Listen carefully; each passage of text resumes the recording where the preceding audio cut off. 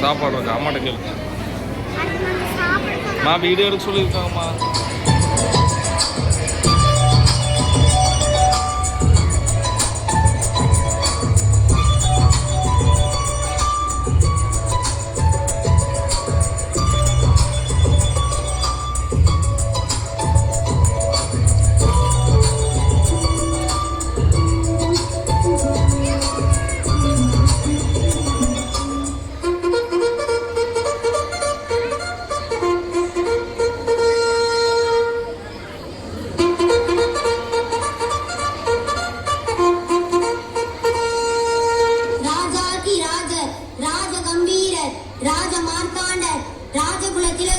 இரண்டாம் புலிகேசி வரார் வரார் வரார்.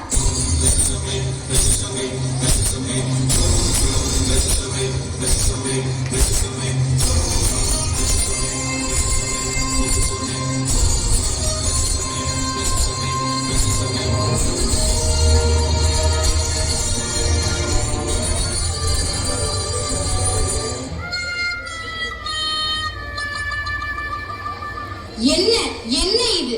மன்னர் வருவது கூட தெரியாமல் காலை உறக்கம். இரவு முழுவதும் செல்போனில் டிக்டாக், பப்ஜி, ஃப்ரீ ஃபயர் விளையாடிவிட்டு இங்கு வந்து உறக்கமா? மழையா? வேலையை ஒழுங்காக பார். மன்னித்து விடுங்கள் மன்னா. இது எப்படி தங்களுக்கு தெரியும் மன்னா? நானும் மதை கனடா விளையாடுகிறேன் மங்குனி அமைச்சரே. நாடு நல்லா உருப்பிடும்.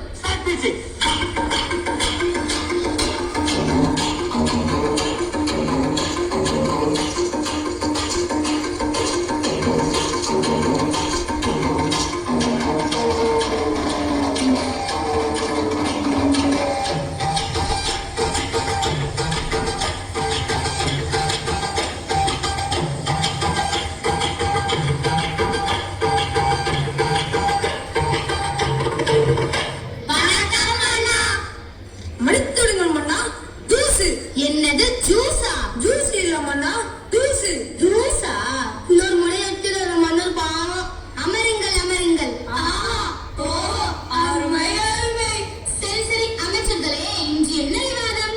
வணக்கம் மன்னா. நம் நாட்டில் பல பிரச்சனைகள் தலைவிரித்தாடுகிறது. தலைவிரித்தாடினால் என்ன? இழுத்து கட்டிட வேண்டியதுதானே. சரி சரி, அப்படி என்ன பிரச்சனைகள்? முதலாவது கொசு தொல்லை, அடுத்தது தண்ணீர், அடுத்தது விவசாயம், விலைவாசியேற்ற, பெண்களின் மீதான வன்கொடுமைகள், இப்படி பல பிரச்சனைகள் மன்னா. நம் நாட்டில் இத்தனை பிரச்சனைகளா? அமைச்சர்களே, முதலாவதாக கொசு தொல்லையை ஒழிக்க கூறுங்கள் உங்கள் கருத்தை. மன்னா, கொசு கடிக்க வரும்பொழுது ஓடி ஒளிந்து கொண்டால் என்ன? அப்படியே உன்னை ஒரு பானையில் அடைத்து வைத்தால் என்ன? அருமை அருமை. மன்னா, கொசுவை பிடித்து நசுக்கி விட்டால் என்ன? அப்படியே உன்னை நசுக்கி விட்டால் என்ன? அருமை அருமை. மன்னா, கொசுகளை பிடித்து அறையில் பூட்டி வைத்தால் என்ன? அப்படியே உன்னை அறைந்தால் என்ன? அருமை அருமை. அமைச்சர்களே, கொசுவை ஒழிப்பதற்கு வழி கேட்டால் வளர்ப்பதற்கு வழி சொல்கிறீர்கள். யாரங்கே? யாரா இங்கே? வணக்கம் மன்னா. அழைத்து வாருங்கள் தெனாலிராமனை. அப்படியே ஆகட்டும் மன்னா. தெனாலிராமன் வருகிறார் வருகிறார் வருகிறார்.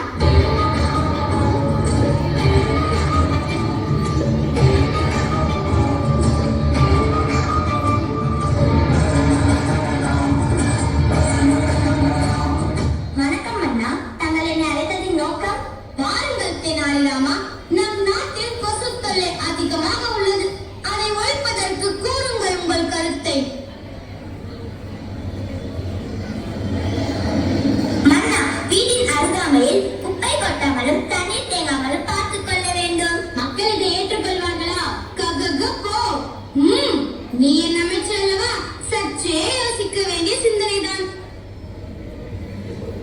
இப்படி செய்தால் என்ன? வீட்டின் சுற்றுப்புறத்தை தூய்மையாக வைத்துக் கொள்பவர்களுக்கு அன்லிமிட்டட் டேட்டாவுடன் 4G மொபைல் பரிசாக வழங்கப்படும் என்று அறிவியுங்கள். அப்படியே ஆகட்டும் மன்னா. அருமை அருமை. மன்னா மன்னா, என்ன? பக்கத்து நாட்டு மன்னர் உங்களை விளையாட அழைக்கிறார். எங்கேடா? இதோ செல்போனில் பப்ஜி விளையாட மன்னா. எங்கே? குடு குடு. நாடு நல்லா உருப்படும்.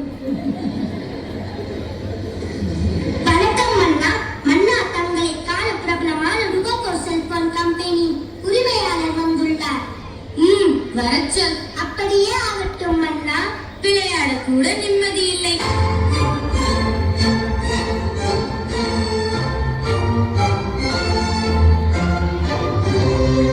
வாருங்கள் வாருங்கள். சூடாக என்ன சாப்பிடுகிறீர்கள்? எதுவும் வேண்டாம். தாங்கள் வந்ததின் நோக்கம்?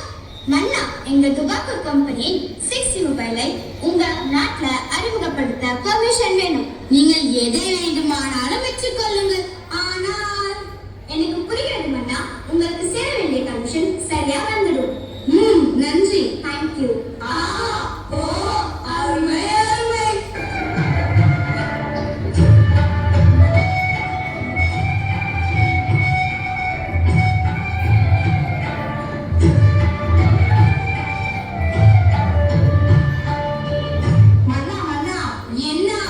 என் பிள்ளைகளுமே பாருங்கள், இருக்கின்ற பிரச்சனை பத்தாதா இது வேற ஒரு புது பிரச்சனையா? ஆமாம், இவருக்கு என்ன ஆச்சு? போனே இல்லாமல் கையில் போன் இருப்பது போல் விளையாடிக் கொண்டிருக்கிறாரே. ஐயோ, இந்த பரிதாபங்களை ஏற்றிருக்கிறீர்கள். இரவும் பகலும் ஓயாமல் செல்போனில் விளையாடியதால் உங்கள் மனதிலே பாதித்து விட்டது அண்ணா. அப்படியா? ஆமாம், இந்த செல்போனை உழைக்க வழியில் தான் என்ன? அமைச்சர்களே, கூறுங்கள் உங்கள் கருத்தை. இலவசமாக வாழணும் இன்டர்நெட் சேவை கட் பண்ணினால் என்ன? அப்படியே உன்னை குழந்தை விட்டார் என்ன? அருமை அருமை. செல்போனை பிடிங்கி குப்பையில் போட்டால் என்ன? அப்படியே உன்னை வாரி குப்பையில் போட்டால் என்ன? அருமை அருமை. மன்னா, உங்களால் செல்போன் இல்லாம வாழ முடியுமா? கடினம்தான். யார் இங்கே? யாரா அங்கே? வணக்கம் அண்ணா. அழைத்து வாருங்கள் தெனாலிராமனை. அப்படியா வரட்டும் அண்ணா. ஏன் தெனாலிராமன்? நாங்களே கருத்து சொல்கிறோமே. உங்கள் கருத்தா? அது சிந்திக்க இல்ல சிரிக்க. அப்படி என்ன தெனாலிராமனுக்கு பெரிய புலமை? மன்னரையே கேள்வி கேட்கிறாயா? ஏன் நமக்குள் வாதம்?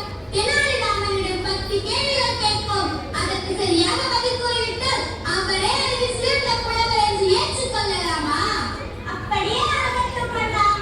தெனாலிராமன் வருகிறார் வருகிறார் வருகிறார்.